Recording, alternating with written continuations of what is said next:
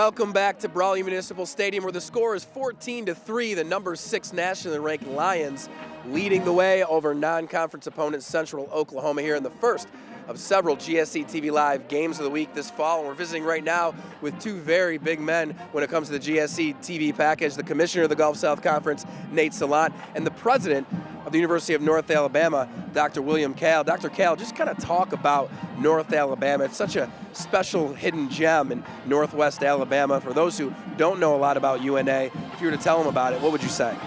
Love to. Talking about UNA is my favorite subject. I'd like to think we're not so hidden anymore as maybe we used to be, and a lot of that has to do with our athletic success. A lot of it has to do with our academic success. We're building new buildings and adding new programs. We've got over 7,000 students studying here, 10% of the students from all over the world, so we're a very cosmopolitan university, and I'm just very, very proud to serve this fine institution. Dr. Cale, you have a role this year as the chair of the presidents for the Gulf South Conference. Kind of talk about what that role entails and what your plan is this year as you help Commissioner Salant and the rest of the presidents grow this league back to the great league it is. Excuse me. We've had a challenging 18 months, as you well know, with the departure of 6 conference schools, but we put together an expansion committee, and Commissioner Salant has really gone out of his way to extend invitations to schools that fit with us well academically and athletically, and I think the future of the Gulf South Conference is very strong, and I think a tremendous amount of that credit goes to our commissioner.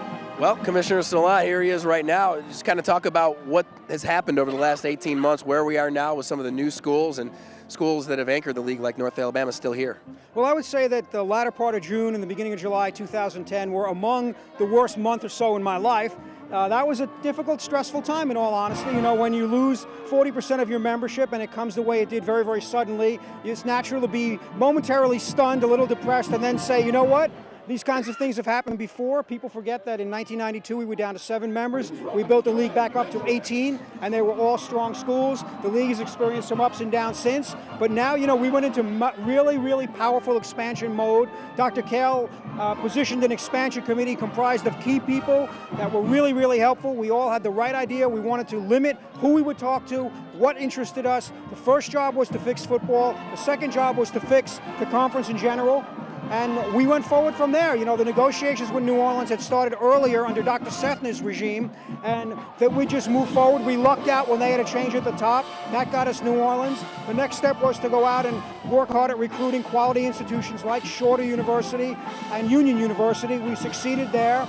Out of left field, in a bit of a surprise, Florida Institute of Technology came to us and said, hey, we have decided we are going to add football. Their AD, Bill Juergens, had spoken to me about it 3 times between 1998 and 2010. They finally pulled the trigger. They're a great addition. They're Division II. They'll be playing in this league in 2013. And then along comes West Florida. They win a national championship in baseball, get a great deal of momentum from that.